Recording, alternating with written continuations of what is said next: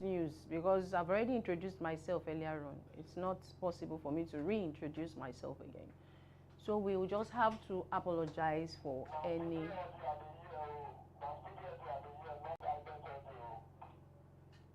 You can't hear the ident audio.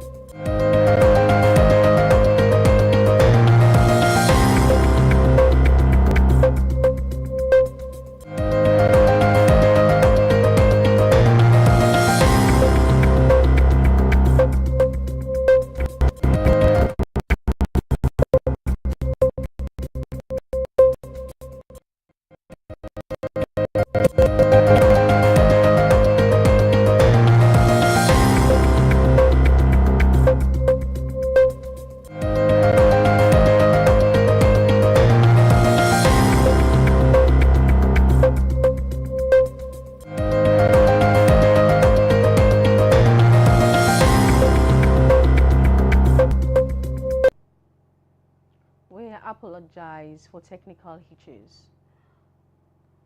President Bola Tinubu on Wednesday postponed his planned trip to South Africa and Angola following security concerns in Kebbi and Kwara states.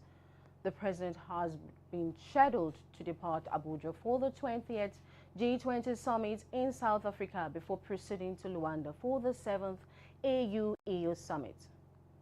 President Tinubu, according to a statement by his special advisor on information and strategy, Bayo Nanuga, delayed his departure to receive further briefings on the abduction of 24 schoolgirls in Kebbi and the recent bandit attack on worshippers at the Christ Apostolic Church in Iruku, Kwara State.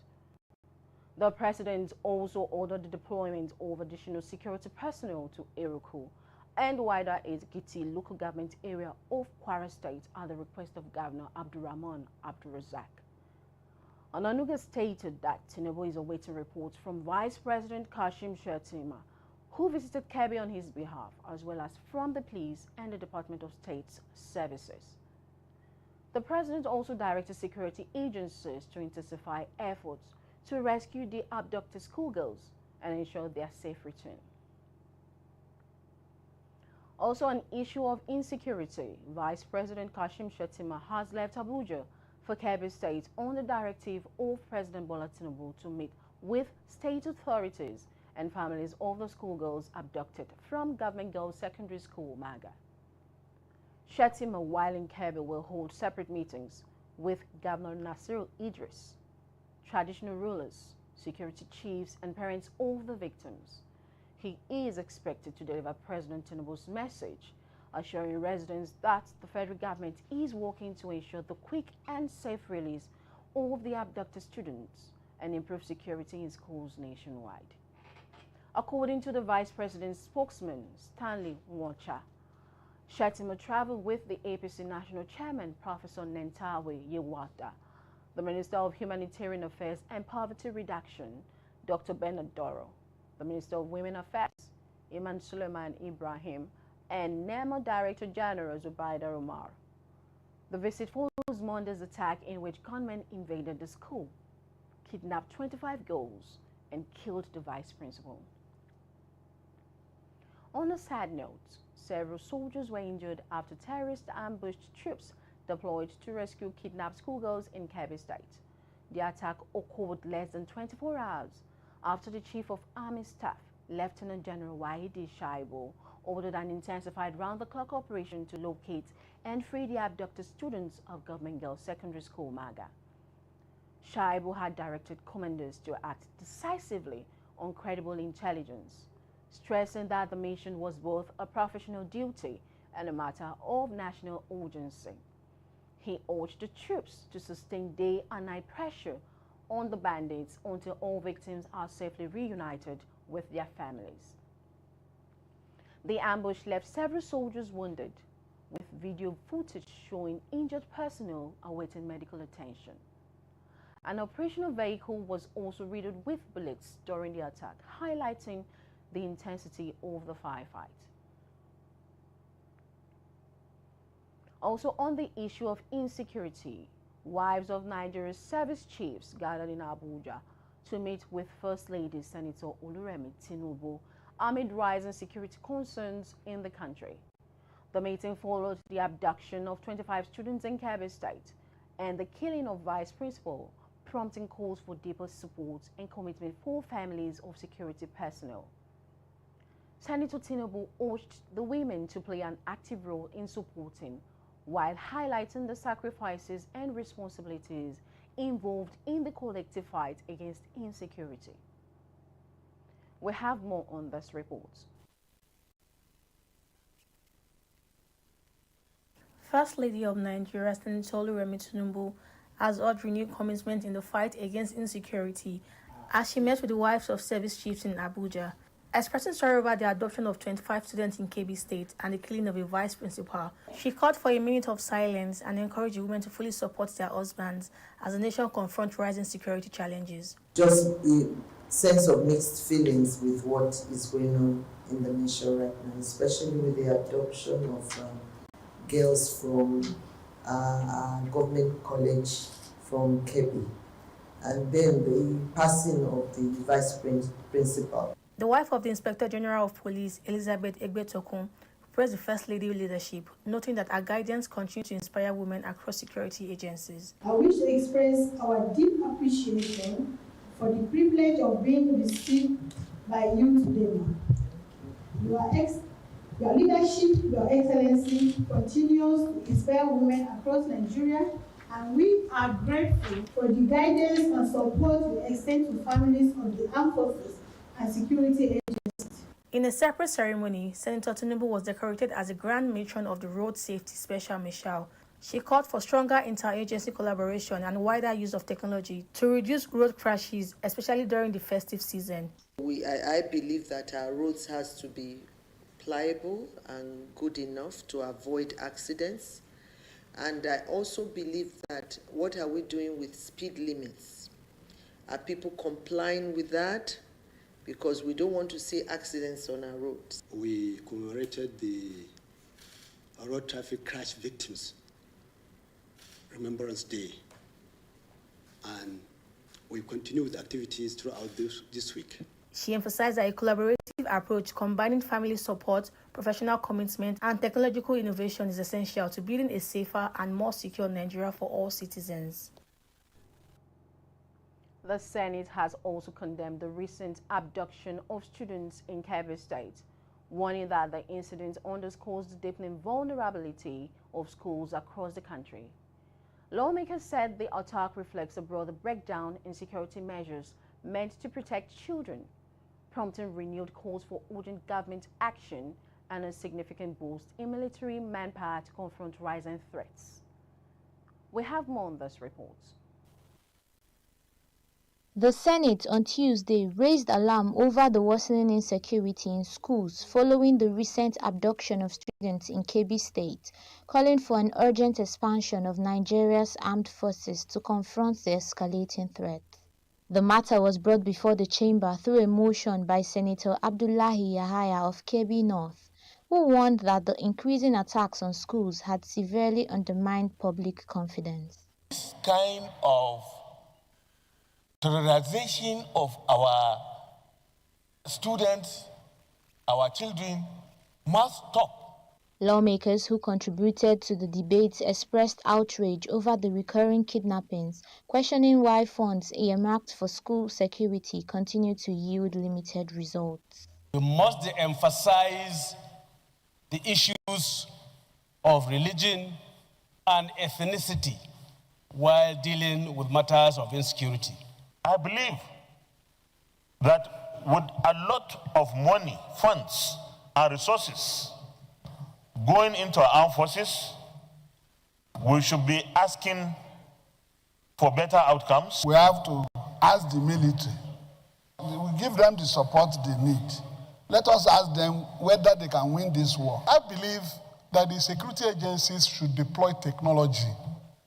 Even from far places, you can locate these children where they are. Every year, our population is growing at 3%, and therefore our armed forces numbers should increase in addition to the deployment of appropriate tracking technology. Imagine if any one of us has a daughter now in captivity in Kebbi. Will you be sleeping? The Senate must wade into this matter very effectively I'm very determined to make a difference.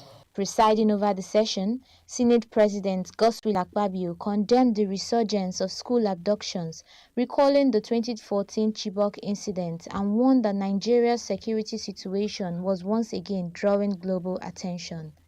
Akpabio stressed that the nation must act decisively to prevent a repeat of past tragedies. Urge the armed forces across board, including individuals who may have information, to assist to do everything to bring. In the same vein, the House of Representatives have expressed grave alarm over a recent deadly spate of bandit attacks in Zamfara State, where over 130 lives are reported to have been lost in just 2 weeks. Kabiru Amadu, representing the Gusau Federal Constituency of Zamfara State, who moved the urgent motion in plenary, detailed how heavy armed criminal gangs riding motorcycles, 2 or 3 per bike, swept through rural communities without apparent resistance from security forces. According to Amadu, 17 people were killed and their agricultural produce looted.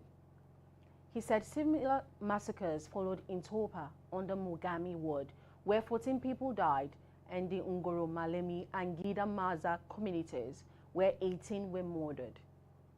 The motion highlighted the bandits' imposition of a crippling 100 million tax on the already terrorized rural populations.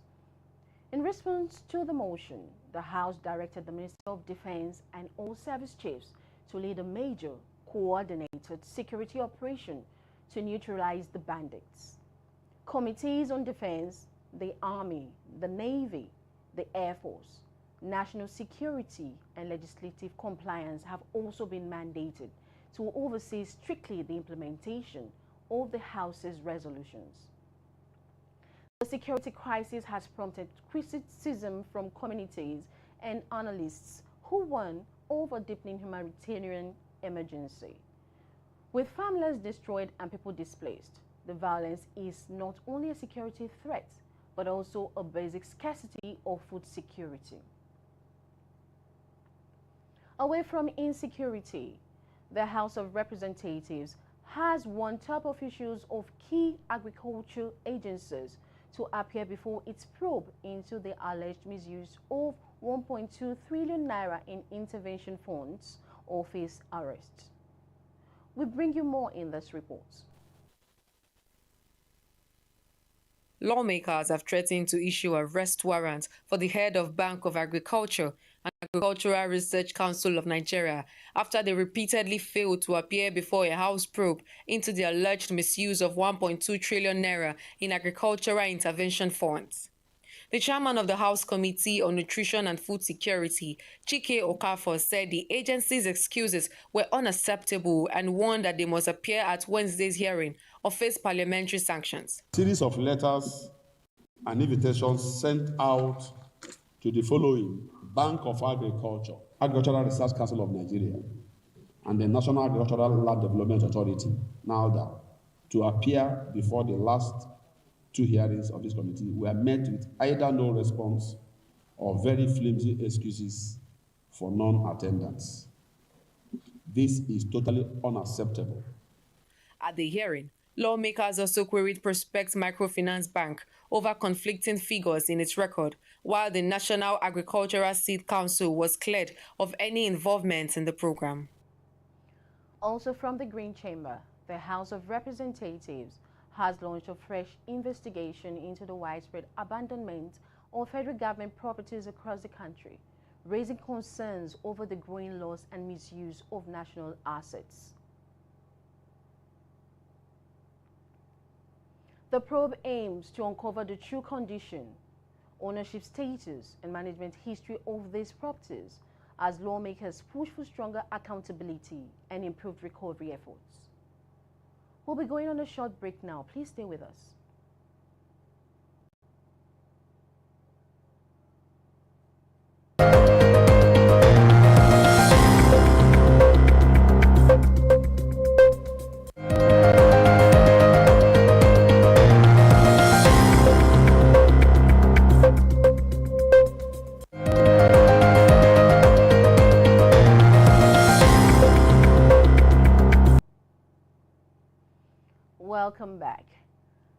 Now, on the politics, police operatives on Wednesday sealed the People's Democratic Party National Secretariat, WADA, Plaza in Abuja, following Tuesday's clash between two rival factions.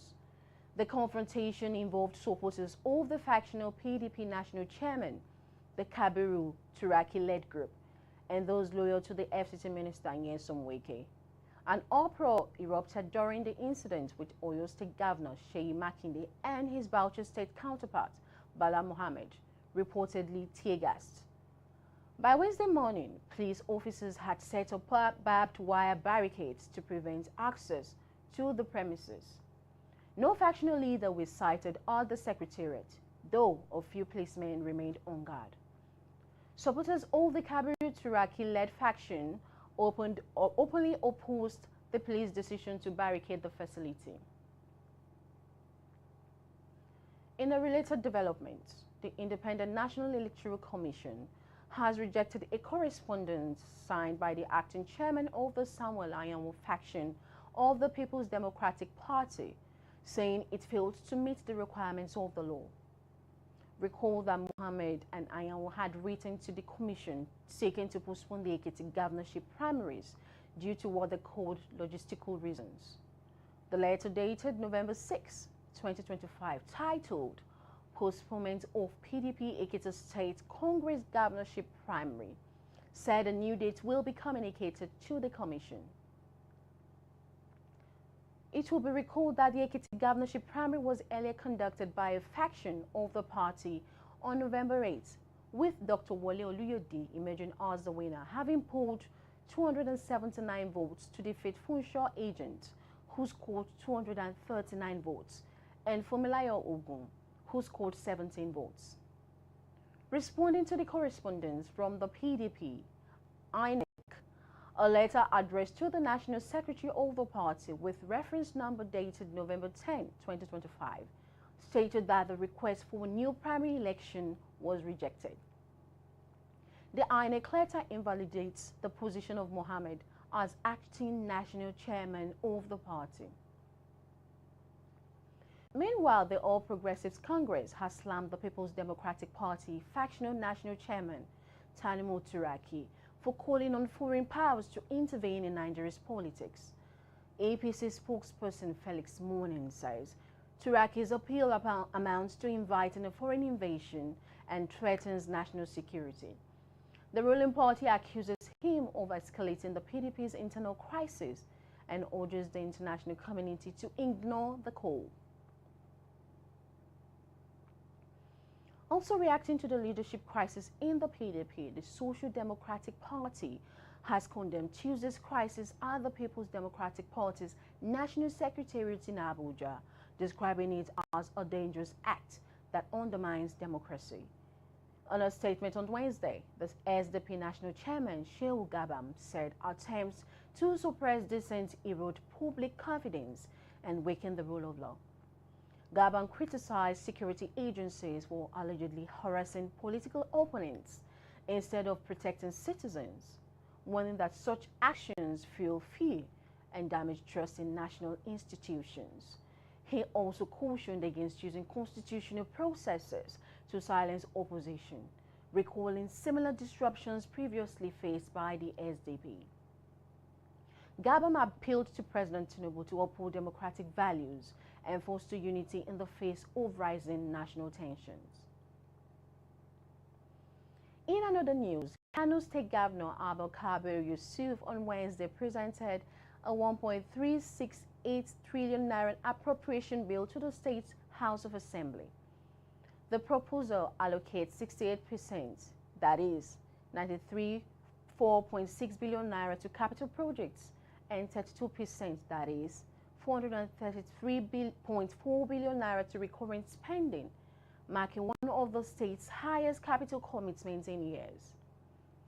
Education gets the largest share with 405.3 billion naira, followed by infrastructure at 346.2 billion naira, and health at 212.2 billion naira. Other sectors including agriculture, security, commerce, water, environment, tourism and youth development also received significant provisions aimed at boosting development across the site.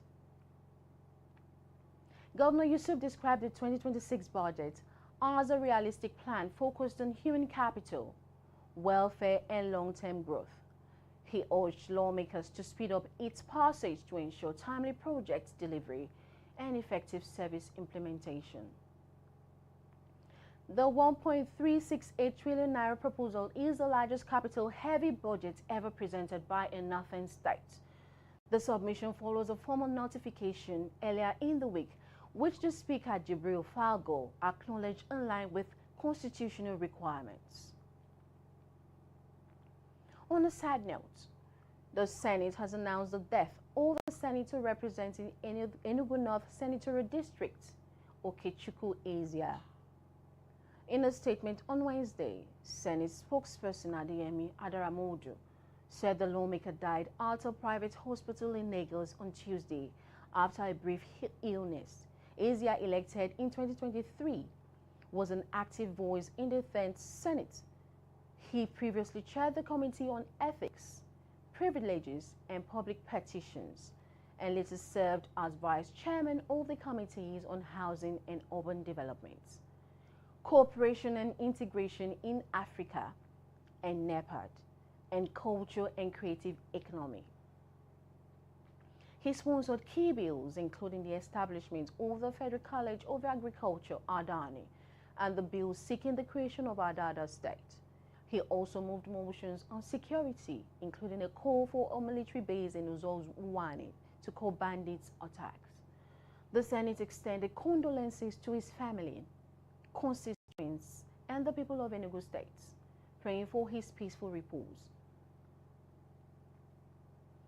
Now to foreign news. Russian missiles and drone strikes have killed 19 people in the western Ukrainian city of Ternopil after an overnight barrage that devastated a residential tower block.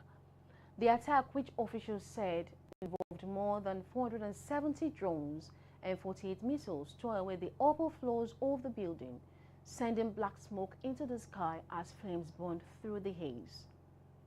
At least 66 people were wounded in the strikes, which targeted energy and transport infrastructure across Ukraine, triggering emergency power cuts in several regions amid freezing temperatures.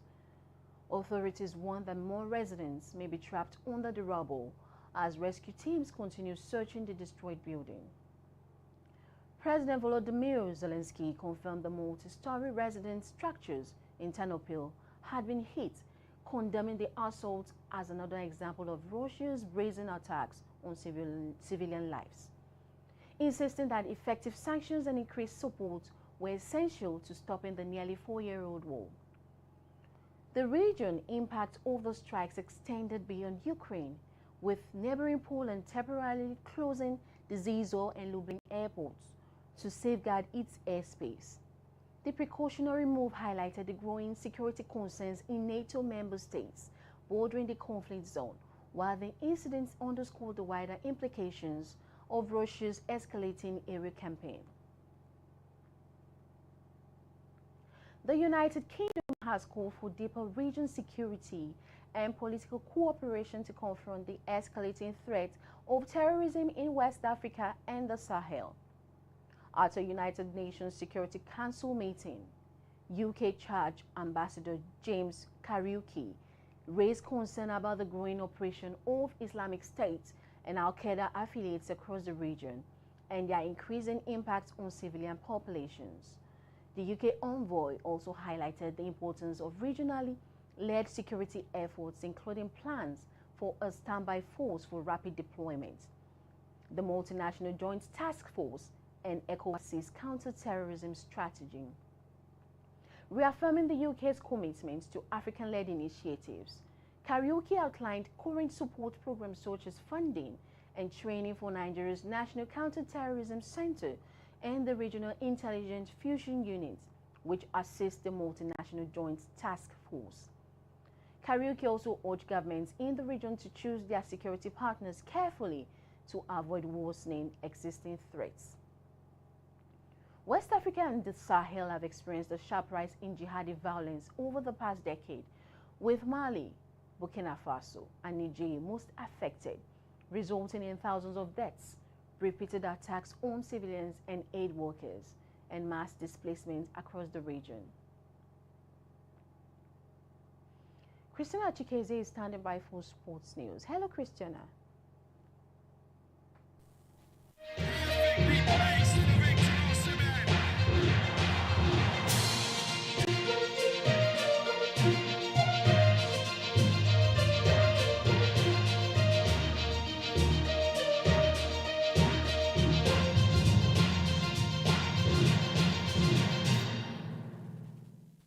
Thank you. Welcome to the world of sports. Nigeria's Victor Osimhen will go head-to-head with Egypt's Mohamed Salah and Morocco's Achraf Hakimi for the 2025 CAF Men's Player of the Year award, as African football's governing body confirmed the final three-man shortlist. Osimhen made the shortlist after scoring 37 goals and providing 6 assists for Galatasaray, helping them win the Turkish league and cup titles. Salah earned his place with 29 goals and 18 assists for Liverpool, while Hakimi impressed in PSG's Champions League and domestic treble-winning season. CAF said the nominees were selected based on performances from January 6th to October 15th, 2025, noting that the winners will be announced tonight in Rabat, Morocco. Nigeria will also be strongly represented in the women's categories, with Super Falcons star Rasheedat Ajibade making the final shortlist for Women's Player of the Year, while goalkeeper Chiamaka Nnadozie looks to clinch a third straight Women's Goalkeeper of the Year honor. The Super Falcons are additionally in contention for the Women's National Team of the Year award. Meanwhile, Nigerian striker Victor Osimhen will miss tonight's CAF award ceremony in Rabat, Morocco. The 2023 African Footballer of the Year has returned to Galatasaray for a scheduled MRI scan after sustaining a hamstring injury while on international duty for Nigeria. Osimhen's scan is expected to determine the severity of the injury he picked up during Sunday's 2025 World Cup African Playoff Final against DR Congo, where he was substituted at halftime as a precaution. Despite his absence, the 27-year-old Osimhen remains a strong contender who scored a crucial halftime brace in the semi-final against Gabon, pushing his national team tally to 31 goals. He returned to the awards podium 2 years after winning the title, before being succeeded by compatriot Ademola Lookman. Lastly, Enyimba International Football Club has taken a tough stand following a streak of disappointing results, both in the Nigerian Premier Football League and on the continent. The club has announced a 50% pay cut-off for its players. The decision follows a poor run-off form, including a shock home defeat to WIKE tourists. Management, in a meeting with the squad, described the cut as a temporary measure, one that will remain in place until performances improve. Reacting to the development, Vice Captain Pascal Eze issued an apology to fans, assuring supporters that the team is committed to working harder and turning the season around. Enyimba says its focus now is on rebuilding momentum and restoring confidence on the pitch. And that will be all on sports. It's back to you for the rest of the bulletin.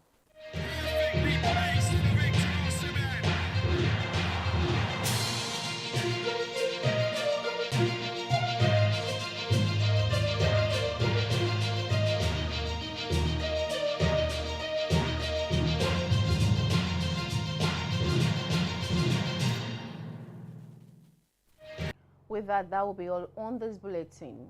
Please follow us on all our social media channels for the latest updates and reports. I'm Mary Adams. See you in the next bulletin.